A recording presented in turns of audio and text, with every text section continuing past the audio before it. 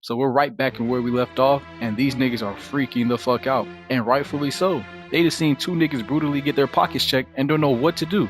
They know none of them got no motion. So the whole deal with this dungeon is that the statue was a quote-unquote god, and they need to follow the commandments to leave this area. 1. Revere the god. 2. Praise the god. 3. Prove their faith to God. And while the MC and OG discussing that, a random dumbass announces that he got motion and he tried to flex a band then dip. And he even quotes the "I'm quite confident in my speed, from Cell. Now before we get to this outcome, let's state what is wrong with the scene. 1. The first nigga that tried to escape got cut in half like a birthday cake. 2. You're confident in your speed, sure, but where are you going? The door is shut and you have no way of opening it. And 3. You have no name, no bread, no distinctive features about yourself, and no screen time, so what made you think the writer was fucking with you? Seconds later, the statue made sure to check his ass, and since he had so-called motion, he made sure to leave his kicks. I can't even feel bad. Moments later, Jinwoo thinks to himself, and he wants to try something. He stood up and by the look of his eyes, he got that dog in him. The foreshadowing of Jinwoo was first seen in this moment. He gets up ready to stand on business. And as soon as bro was about to check his pockets, that nigga kissed the ground and figured out that they need to follow the commandments to stay alive. The way he kneeled, he must have been watching JJK. He asked everyone else to kiss the ground so they can move on, and so them niggas do. And this nigga grin was malicious as fuck. Look at this dude, bro is geeked. So now everybody's doing the old cliche, oh we're saved, it's over, while the MC has his inner monologue thing. And I know y'all ain't see this part, but someone definitely said that statue ain't got no motion, and that statue ain't on shit. And that right there was enough for bro. Nigga stood up with the most wicked grin, equipped his size 56 Tims, and started walking them niggas down. He said, I don't fuck with broke niggas. And the fact that y'all came in here looking for more money only proves that you're broke. You got no motion, and motionless niggas don't deserve to live. And then someone came out of nowhere saying, I got this. And we all know bro ain't had it, but no one else could figure it out, so. Then he started singing to him, and bro must have been reciting some ass, cause bro was not having it. He said, get that weak shit out of here. He got dead dirty, bro couldn't even finish his prayer. Now the niggas scattering like roaches when you turn the light on, and while they running aimlessly, it's way better than succumbing to the fear and falling down panicking.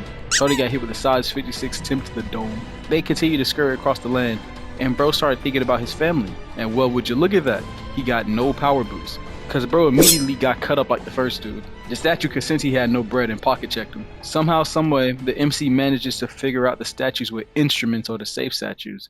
Not gonna lie, that was nothing but plot. I don't see any person with that much pressure on their mind managing to figure that out. But since he saved them the first time, they obey without complaints. But when MC and Shawty get to the statue, that motherfucker like, I can only help out one broke nigga at a time. Take your funky ass somewhere else. Jinwoo like, fuck you, and keep it moving. Statue like, nah, say fuck you to your barber. Oh, Supercuts ass boy. He's now getting chased by the big statue, the big G, and bro is on his ass. And our MC makes the fatal mistake of going under the wrong statue. Now I can't even be mad, because one, he's putting his brain on maximum effort trying to figure out how to keep himself and everyone else here alive, and he eventually made a mistake. But that mistake cost him dearly. Bro somehow comes out of that attack alive, but not unharmed. This man crawls his way over to the statue just in time for all the statues to play some Pop Smoke, and with that, the big G was sedated. And now, our boy done lost a leg. Shit tragic. And I just gotta say, today is not his day. Bro's getting roasted by his comrades, your dreams shattered by a female friend, getting checked by a god statue, clowned by other statues, losing a leg.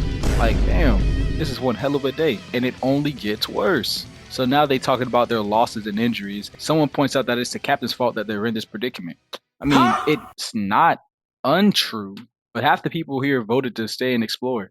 So it's not 100% on him because everybody contributed. And if I'm being honest, if you didn't want to keep going, you didn't have to. And while they're arguing, the altar comes up and Jinwoo explains that there needs to be a sacrifice. And the captain, being the real man that he is, offers himself up to the altar. Now, before I move on, I have to give this man a round of applause. He's willing to realize his mistake, take the blame, and not throw it on somebody else like they're doing him and atone for it. W mans. But there's a bit of a twist. It doesn't want to sacrifice. No. It wants to test their faith in each other. And just like I said in the previous video, Jinwoo's true battle is not to be with monsters. It was going to be with the morality of others. So now they're all around the altar, and the key is to stick together until the blue flames go out and stand strong in front of your enemy. But these people are not the scout regiment of AOT. They did not hear Erwin's speech, and they are not Spartans, but humans. First to go was Shawty, then it was another random, and not only did he leave, the motherfucker threw our MC. And then this nigga leaves, and he's talking about, I have a family to go see, in which I can't be mad because I feel him. But everyone else here also has a family. And abandoning people like that when you have a shot at victory is wild. So now it's just Shawty, MC, and Captain. The Captain tells them to escape since they're young and they got much to live for.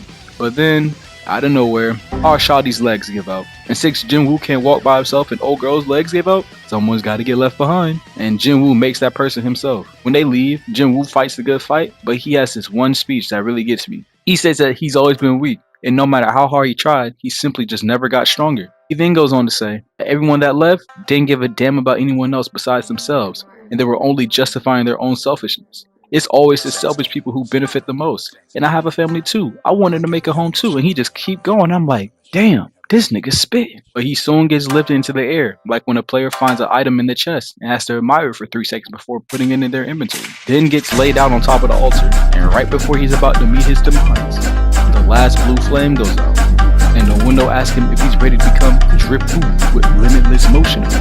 He hurriedly presses